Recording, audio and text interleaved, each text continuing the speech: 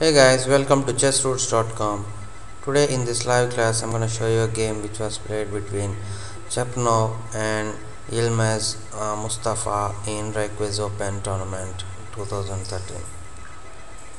Okay, this was d4, d5, c4, c6, knight f3, knight f6. In the previous game, the game was same between these two. So it was a slow defense and knight c3, d into c4, a4. The reason why a4 is played in view of b5, black can support this pawn in this variation after c6. So a4. Now black can simply play bishop f5, e3, e6, bishop into c4, bishop b4, castle shot, castle, knight h4. This is the main idea of white playing this line. He simply grabs the double bishop advantage and later he can open the position to get advantage. So black should cannot avoid this by even playing the moves like bishop g4 or even bishop e4. So he simply left that and played knight bd7. If white captures knight into f5, he can play an open file. So h3, not allowing to play bishop g4, very important square, and later he can create a weakness with h3, g4 and bishop g6. Then he can exchange and play on these two, and this g4 and g2 h3 pawn. So rook c8 was played and knight into f5. So here I guess why black should play bishop g6 instead of rook c8.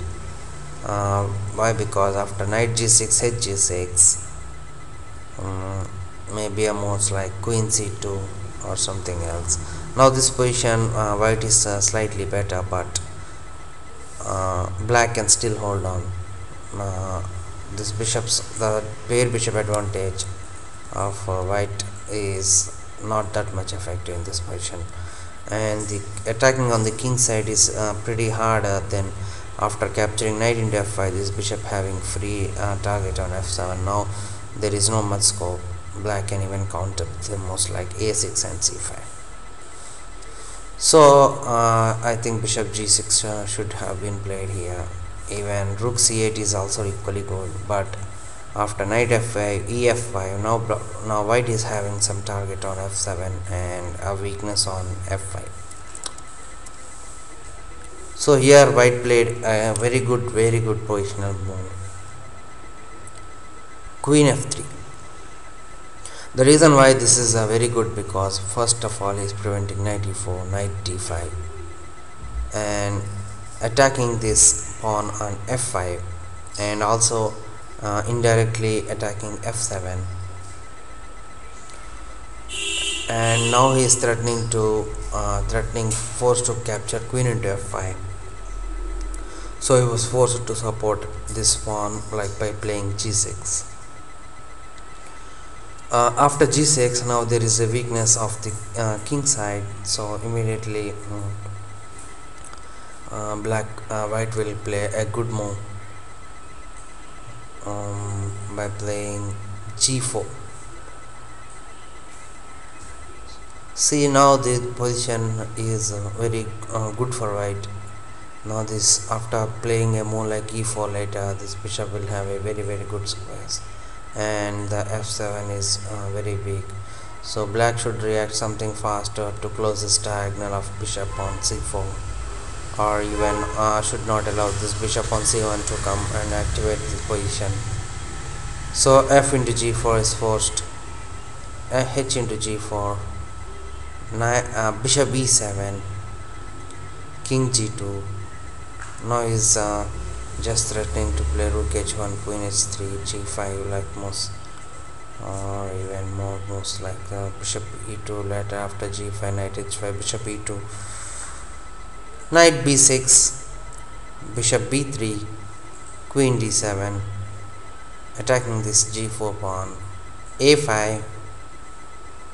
Knight don't have a good square to play, so he played knight a8.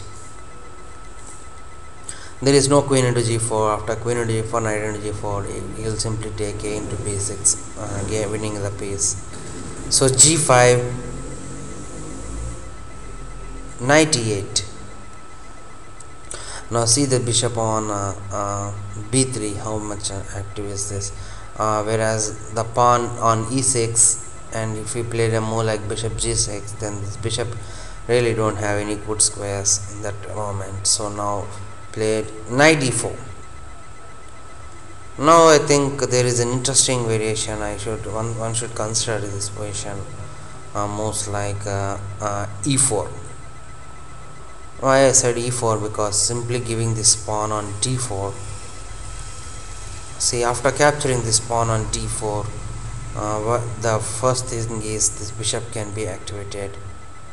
Next thing is he can activate this rook on this a5, and maybe sometimes, if possible, he can come directly to h4, rook h1, queen h3, or even bishop f4.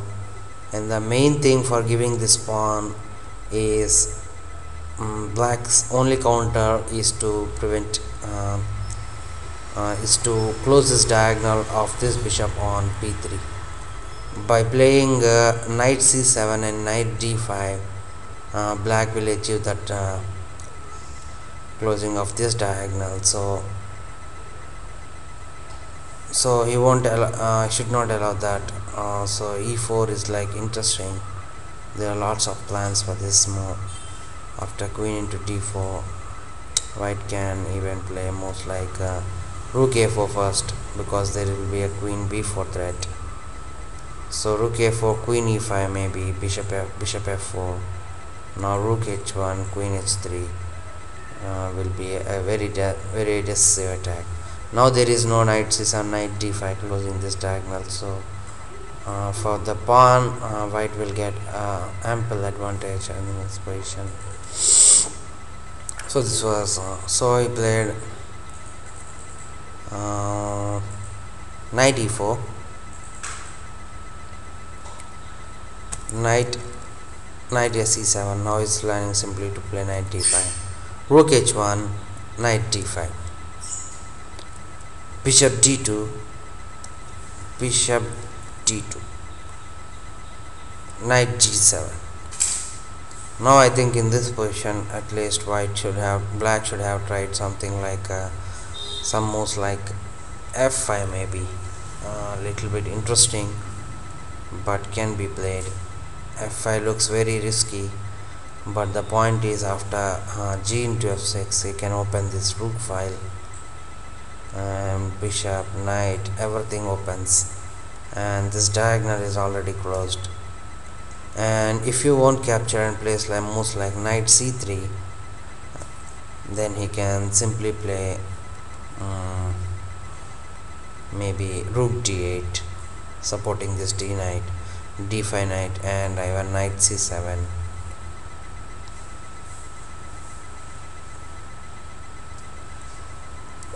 Queen g3 supporting this move, and knight h7, a6, maybe b6.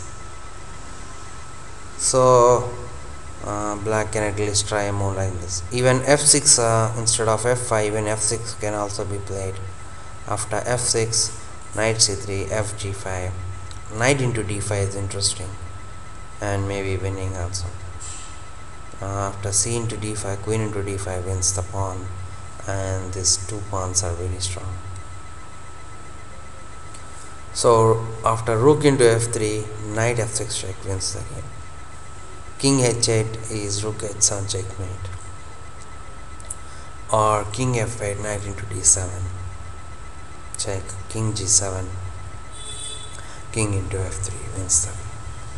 So now f6 is not possible in this position, so player move rook h3, knight g7, rook h3, h5.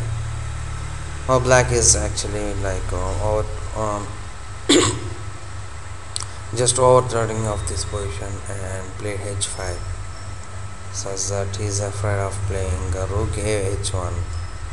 h6, knight e6 is forced to play king h1.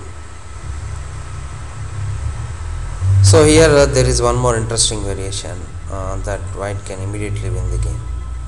Instead of king h1, he could have played a more like bishop into d5, an excellent tactical move. So he have to capture with uh, if c into d5, queen f6. If bishop into e7, knight into bishop into f6, knight into f6, and knight into d7 wins the piece. And so if d into e4, h7 is checkmate. Or else if we can play more like queen into d5 after bishop into d5, then bishop b4. Now the threat is knight f6. I have to play queen d8, bishop into e7, queen into e7 forced, queen f6, queen into f6, knight into f6, king h8, a6, a good move to open this rook file. So b6 was forced to play, and rook c1.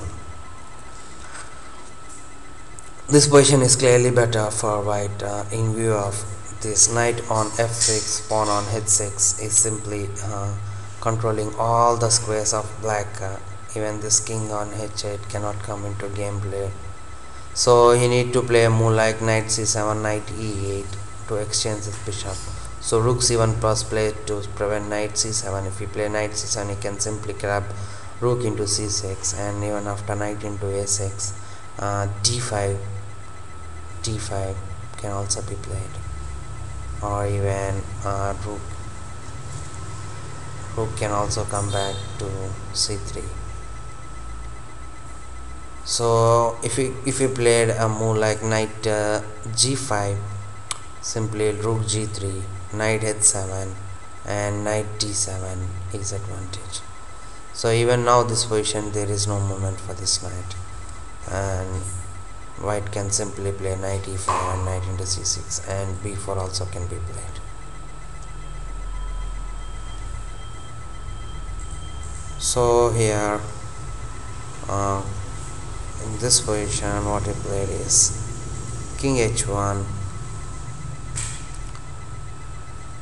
and king h7, queen g2, rook c d8, rook g1, threatening his queen into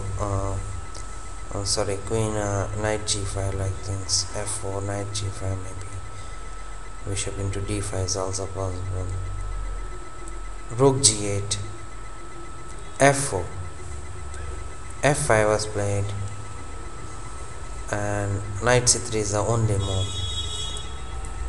Knight g5 is really bad here, because after bishop into g5, this king is very safe. This h6 pawn is supporting this king, and things like c5 and f4 will be very, very complicated for white. Now white king will be in trouble. So g5, here he played after f4, he played f5, knight c3, and g5. I think g5 is one more mistake. Bishop c2. Now the bishop on b3 doesn't really have any plan, so he can bishop c2. Now he can eye for the bishop into f5, rook df8. Now I think here white missed another winning chance by playing he simply played queen g4, attacking the pinning. Instead he can take knight into d5. The reason why knight into d5 is very good, because after c into d5, now black really don't have any counter chances of the on white king on h1. So now white king is pretty safe. Now he can play more like queen g4 and maybe threatening to take bishop into f5. So if not c into d5, you can capture with queen into d5, where white will have a very good brilliancy move by playing e4. So the GM Cheparinov missed this move. So after queen g4, knight ec7, f into g5, rook into g5, queen f3, king h8, rook into g5, bishop into g5, queen h5. And now I think this position is clearly better for white. Knight e6 was played, knight into d5, queen into d5, queen f3, queen into f3, rook into f3, f4, and this position is f4 is a big blunder. Simply he'll get a passed pawn after bishop b3, and bishop into knight he'll get a pawn on e4, and this f4 pawn is terribly bad. So bishop c3, now he's threatening d5, and take this knight on e6. So bishop f6 was forced to play. Bishop b3 attacking this knight on e6, rook e8, and bishop into e6, rook into e6, rook into f4. Here he resigned in view of rook into f6 and d5. So this was a pretty good game, and both the players have missed some chances, but I think both have played very good. Cheparinov finally won the game. Please don't forget to subscribe and leave comments. Hope you enjoy this game. See you in the next video.